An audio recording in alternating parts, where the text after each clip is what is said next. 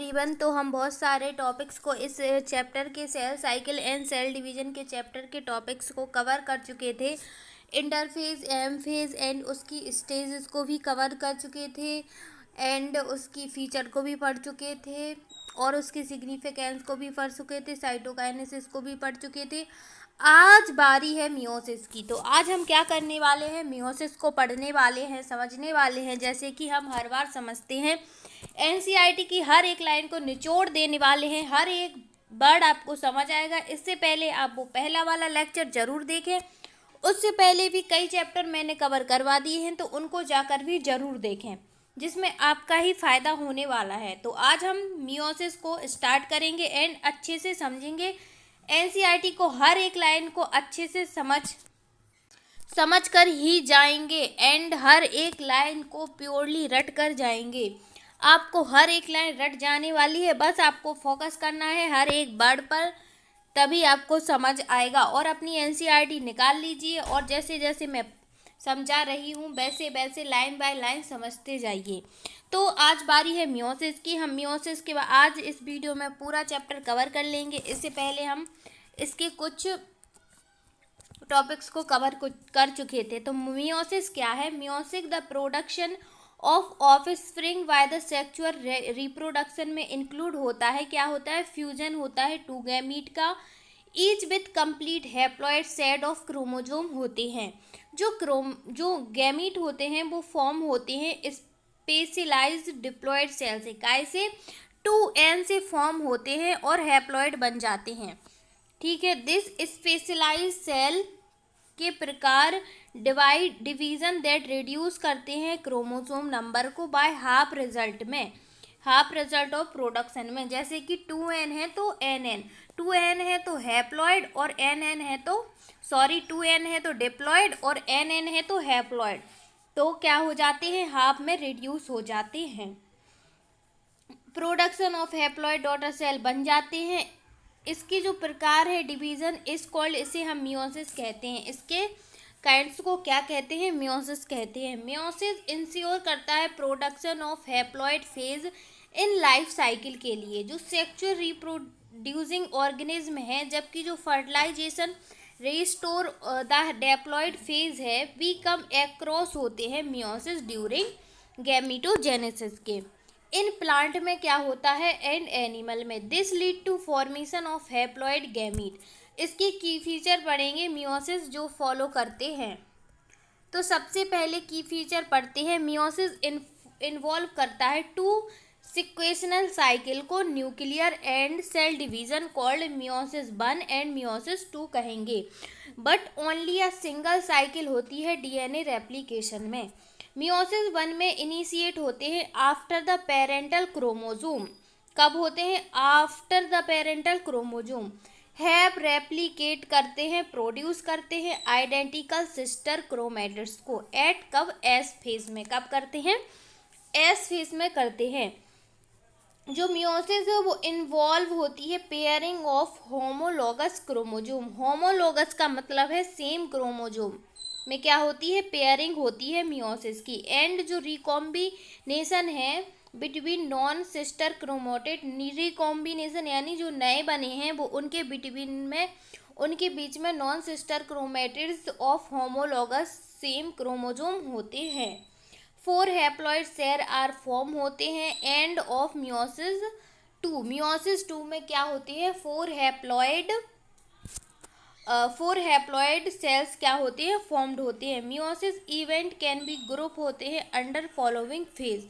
तो meiosis 1 and meiosis 2 में कितने फेज होते हैं? 4 फेज होते हैं। तो मियोसिस 1 के हम सभी फेसों को प्रोफेज 1, मेटाफेज 1, एनाफेज 1, टेलोफेज 1 कहेंगे और मियोसिस के आगे 2 लगा देंगे।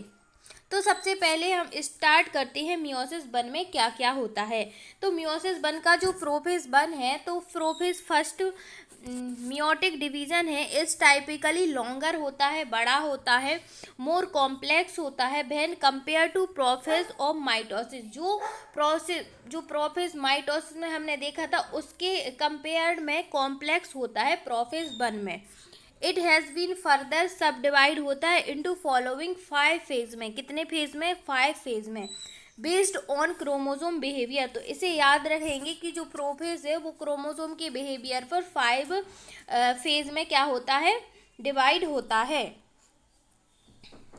ठीक है, तो फर्स्ट है leptotene, zygotene, pachytene and diplotene and diakinesis. कितने होते हैं?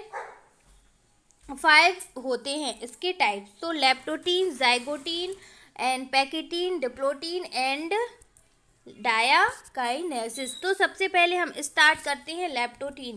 तो लेप्टोटीन स्टेज जो प्रोफेज वन का मियोसिस वन का प्रोफेज वन का जो फर्स्ट टाइप है वो है लेप्टोटीन स्टेज में जो क्रोमोजोम है वो बिकम ग्रेजुअली विजिबल होते हैं।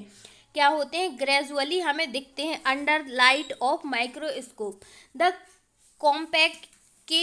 कॉम्पैक्शन में क्रोमोजोम कंटिन्यू थ्रो आउट होते हैं लेप्टोटीन में। काय में? लेप्टोटीन में थ्रो आउट होते हैं। This is follow by the second stage of prophase.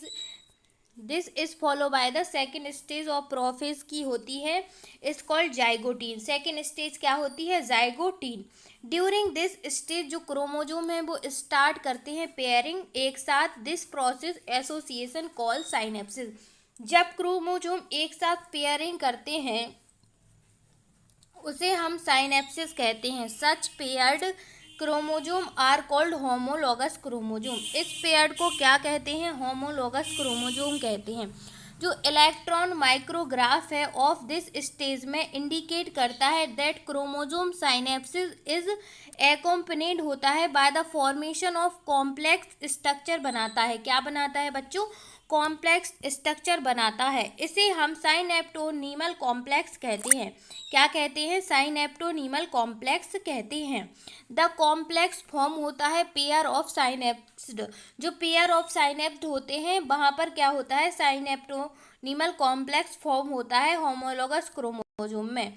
इसे हम बाईवैलेंट कहते हैं और इसे हम टेट्राड भी कहते हैं। जबकि there are more clearly visible होता है नेक्स्ट स्टेज में। The first 2 stage of prophase one are relatively short life होती हैं compare to next stage that is pachytene. Pachytene की कंपैरिजन में जो प्रोफेज की 2 स्टेज हमने अभी पढ़ी हैं वो शॉर्ट लाइफ होती हैं। अब हम बात करते हैं थर्ड की जो कि है पैकिटीन। पैकिटीन में क्या होता है? पैकिटीन के ड्यूरिंग इस स्टेज में 4 क्रोमेटिड्स ऑफ ईच क्या होती है? बाईवैलेंट होते हैं। 4 क्रोमोजोम होते हैं और ईच क्या होते हैं? बाईवैलेंट होते हैं। जो क्रोमोजोम है बिकम डिस्टिंग होते हैं एंड क्लियरली अपीयर्स होते हैं एज टेट्राड में। मतलब डिस्टिंग होते हैं, अलग अलग होते हैं और हमें क्लियरली हम उन्हें देख सकते हैं टेट्राड में। This stage is characteristic by the appearance of the recombinants nodules का। काय का? रिकॉम्बिनेंस नोडल्स का। This site eight which crossing over occur होती है बिटवीन नॉन सिस्टर क्रोमेटिन में। इस स्टेज में क्या होती है? क्रॉसिंग ओवर होती है of the following homologous chromosome में। Crossing over is the exchange of genetic material है। क्रॉसिंग ओवर में क्या होता है? एक्सचेंज होता है genetic material between 2 homologous chromosome में। Crossing over is also enzyme mediated process भी हम उसे कह सकते हैं एंड एंजाइम इन्वॉल्व होते हैं इज कॉल्ड हम रिकॉम्बिनेज भी कहते हैं। रिकॉम्बिनेज एक एंजाइम है। क्रॉसिंग ओवर लीड करती है रिकॉम्बिनेशन को of genetic material on the 2 chromosome.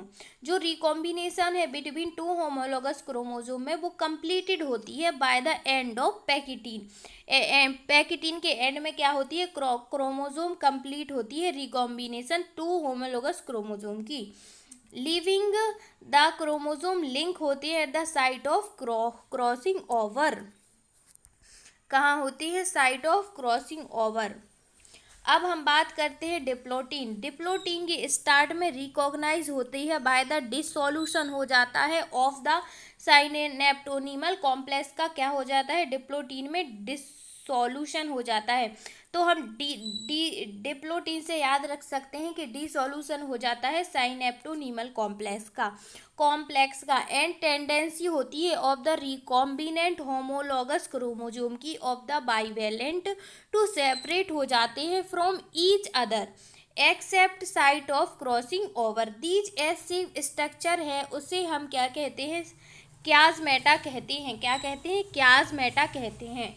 In oocyte of the some vertebrate में जो डिप्लोटीन है can last 4 month of year में बनता है। अब हम करेंगे बात प्रोफेज की, जो 5th टाइप है उसकी बाद। द फाइनल स्टेज है माइटोटिक प्रोफेज 1 की diakinesis. This is marked by the terminalisation of chiasmata होता है। ड्यूरिंग दिस फेज जो क्रोमोजोम है आर फुली कंडेंस हो जाते हैं बच्चों, क्या हो जाते हैं, फुली कंडेंस हो जाते हैं। And mitotic spindle is assemble हो जाते हैं और प्रिपेयर होते हैं homologous chromosome for separation. By end of diakinesis the nucleolus है वो डिसअपेयर होने लगता है and nuclear envelope also break हो जाती है बच्चों, टूट जाती है। डायाकाइनेसिस रिप्रेजेंट करता है ट्रांजिशन ऑफ मेटाफेज को। डायाकाइनेसिस काय को रिप्रेजेंट करता है, ट्रांजिशन ऑफ मेटाफेज को। अब हम प्रोफेज के सारे टाइप पढ़ चुके हैं। मियोसिस 1 का प्रोफेज 1 का हम 5th टाइप पूरे कंप्लीट कर चुके हैं। अब हम बात करते हैं मियोसिस 1 के सेकंड स्टेज की, जो कि है मेटाफेज 1। मेटाफेज 1 में क्या होता है, जो बाईवेलेंट क्रोमोसोम है वो अलाइन होते हैं ऑन द इक्वेटोरियल प्लेट पर। द माइक्रोट्यूब्यूल फॉर्म होते हैं अपोजिट पोल पर ऑफ द स्पिंडल, अटैच होते हैं टू द काइनेटोकोर पर ऑफ द होमोलॉगस क्रोमोसोम। क्या क्या होने लगता है, बाईवेलेंट क्रोमोसोम अलाइन होने लगते हैं इक्वेटोरियल प्लेट पर, द माइक्रोट्यूब्यूल फॉर्म होने लगते हैं अपोजिट पोल पर, स्पिंडल अटैच होने लगते हैं काइनेटोकोर पर, होमोलॉगस क्रोमोसोम, जो कि हम इसमें देख सकते हैं। तो प्रोफेज 1 में क्या होता है एंड मेटाफेज में क्या होने लगते हैं, अलाइन होने लगते हैं। अब हम आ गए हैं एनाफेज पर। तो एनाफेज से हम याद रख सकते हैं कि इसमें कुछ अलग होगा। द होमोलोगस क्रोमोजोम है वो क्या होने लगते हैं, सेपरेट होने लगते हैं, अलग होने लगते हैं, जबकि जो सिस्टर क्रोमेटिड्स है वो रिमेन्स साथ रहते हैं देयर सेंट्रोमियर के। अब हम बात करते हैं टीलोफेज 1 की। द न्यूक्लियर मेम्ब्रेन है एंड न्यूक्लियोलस रीअपेयर होने लगते हैं, साइटोकाइनेसिस फॉलो करती है and this is called dyad कहते हैं ऑफ द सेल को। ऑल्थरो इन मैनी केसेस में जो क्रोमोजोम है due to undergo some dispersion होने लगते हैं, they do not reach the extremely extend होने लगते हैं stay of the interface nucleus. The stage between the two mitotic division is called interkinesis and is generally short lived होते हैं। There is no replication होती है of DNA during interkinesis. Interkinesis is a follow करते हैं prophase 2 को। A much simpler prophase than prophase 1। क्या होते हैं, बहुत सिंपलर होते हैं प्रोफेज देन 1। अब हम आ गए हैं मियोसिस 2 पर। हम मियोसिस 1 में के सारे टाइप कर चुके थे और प्रोफेज के भी ऑल टाइप्स 5 टाइप्स कर चुके हैं। अब हम बात करते हैं मियोसिस 1 की। मियोसिस 1 में मियोसिस 2 की। मियोसिस 2 में प्रोफेज 2 आएगा। तो मियोसिस 1 स्टार्ट होती है इमीडिएटली आफ्टर साइटोकाइनेसिस के बाद। यूजली क्या होता है, before the chromosome have fully elongated होने लगते हैं। In contrast meiosis 2 resemble normal mitosis होती है। द न्यूक्लियर मेम्ब्रेन डिसअपेयर होने लगती है by the end of prophase 2। The chromosome again become compact होने लगते हैं। अब हम बात करते हैं मेटाफेज 2 की। मेटाफेज 2 में क्या होता है, एट दिस स्टेज में क्रोमोजोम अलाइन होने लगते हैं at the equator and the microtubules from opposite pole पर जाने लगते हैं। स्पिंडल गेट अटैच होने लगते हैं टू द काइनेटोकोर से एंड सिस्टर क्रोमेटिड से। तो अब हम बात करते हैं एनाफेज 2 की। इट विंग्स होने लगते हैं विद द साइमल्टेनियसली अलग स्प्लिटिंग होने लगते हैं ऑफ सेंट्रोमियर से of each chromosome which was holding the sister chromatin together. क्या करते हैं, होल्ड करते हैं सिस्टर क्रोमोमेटिड्स को एक साथ, अलाउइंग करते हैं them to move toward opposite poles of the cell. Via shortening होती है माइक्रोट्यूब्यूल की, अटैच होते हैं कहाँ, काइनेटोकोर पर। जैसे कि आप इस फिगर में देख सकते हैं। Prophase 2, metaphase 1, anaphase and telophase. अब हम आ चुके हैं टीलोफेज पर। टीलोफेज 2 में क्या होता है, मियोसिस एंड होता है विथ टीलोफेज 2 में, in which the two groups of chromosomes once again get enclose होने लगते हैं बाय न्यूक्लियर एनवेलप। टीलोफेज में क्या होता है, मियोसिस के एंड में विथ टीलोफेज 2 में which the two groups of जो क्रोमोजोम है वन अगेन गेट इनक्लोज होने लगते हैं बाय अ न्यूक्लियर एनवेलप।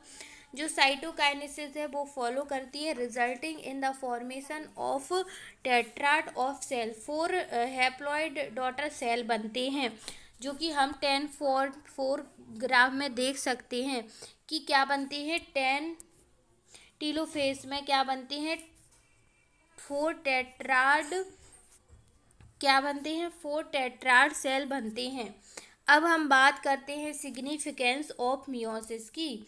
तो मियोसिस इज द मैकेनिज्म है बाय विच कंजर्वेशन करता है ऑफ स्पेसिफिक क्रोमोसोम का, नंबर का ऑफ ईच स्पीसीज में, अचीव करता है across generation is sexually reproducing organism के लिए। इवन थोरो द जो प्रोसेस है वो पर से paradoxically result in reduction of chromosomes number of half. जैसे कि अगर हमारे पास 2n है तो क्रोमोजोम क्या हो जाते हैं, n हो जाते हैं। डिप्लॉइड से कहाँ चले जाते हैं, हैप्लॉइड में, तो रिडक्शन हो जाता है एंड हाफ हो जाते हैं। इट ऑल्सो इंक्रीज क्या हो जाता है, इंक्रीज हो जाता है genetic viability in the population of organism में from one generation to the next generation में। जो वेरिएशन है are very important for this process of evolution. ये वेरिएशन बहुत ज़रूरी है एव्यूलेशन के लिए। तो आई होप आपको cell cycle and cell division का पूरी एनसीईआरटी समझ आ गई होगी। मैं उम्मीद करती हूँ कि आपको बहुत अच्छे से समझ आ गया है। अगर आपको समझ आ गया है तो प्लीज़ कमेंट करके ज़रूर जाइएगा, जिससे मुझे मोटिवेशन मिलेगा, मुझे पता चलेगा कि हाँ आप लोग मेरा लेक्चर फॉलो कर रहे हैं, आप लोग पढ़ रहे हैं। तो ऐसे ही मेरे लेक्चर से पढ़ते रहिए, फॉलो करते रहिए। आई होप आपको समझ आ ही गया होगा। तो और मैं आपको एक बात बहुत अच्छे से बताती हूँ कि अगर आपको चैप्टर को लॉन्ग टाइम तक याद रखना है तो मैं कुछ ट्रिक्स जो कि शॉर्ट वीडियो में अपलोड करती हूँ, तो आप इसी चैनल पे वहाँ जाके देख सकते हैं, जिससे आपको चैप्टर के कुछ टॉपिक्स लॉन्ग टाइम तक याद रहेंगे, जो जहाँ से क्वेश्चन बनता ही बनता है। तो आप शॉर्ट में शॉर्ट ट्रिक ज़रूर देख लें, ताकि ट्रिक्स एंड निमोनिक्स से क्या होता है कि हमें कोई चीज़ लॉन्ग टाइम तक याद रहती है अच्छे से। तो आई होप चैप्टर तो आपको समझ आ गया होगा। अब हम मिलते हैं किसी नेक्स्ट चैप्टर में किसी नए टॉपिक्स के साथ। तो आप कमेंट करके ज़रूर बताइएगा कि इसके बाद मैं 12th का ही चैप्टर कराऊँ या फिर 11th का चैप्टर करवाऊँ। तो मैं शायद 12th का चैप्टर करवाऊँगी एंड 11th का भी करवा सकती हूँ। और हमारा ये वाला यूनिट बहुत अच्छे से पूरा कवर हो गया है। इस यूनिट में हमने 3 चैप्टर को कवर करा था। फर्स्ट में हमने द यूनिट ऑफ लाइफ पढ़ा था, सेकंड में बायोमोलिक्यूल पढ़ा था, और थर्ड में हमने क्या पढ़ा है, cell cycle and cell division. हमने इस यूनिट को पूरा कंप्लीट कर लिया है। तो प्लीज़ अपने फ्रेंड को शेयर ज़रूर करें और सपोर्ट ज़रूर करें और चैनल को सब्सक्राइब ज़रूर करें, ताकि नोटिफिकेशन सबसे पहले आपके पास पहुंचे और आप अच्छे से एनसीईआरटी समझ सकें सबसे पहले, एंड ऐसे ही लेक्चर को फॉलो कर सकें। एंड कमेंट करके ज़रूर बताइएगा कि आपको कैसा लगा। तो मिलते हैं नेक्स्ट वीडियो में। बहुत वेरी वेरी थैंक यू कि आपने लेक्चर को फॉलो करा और मुझसे पढ़ा।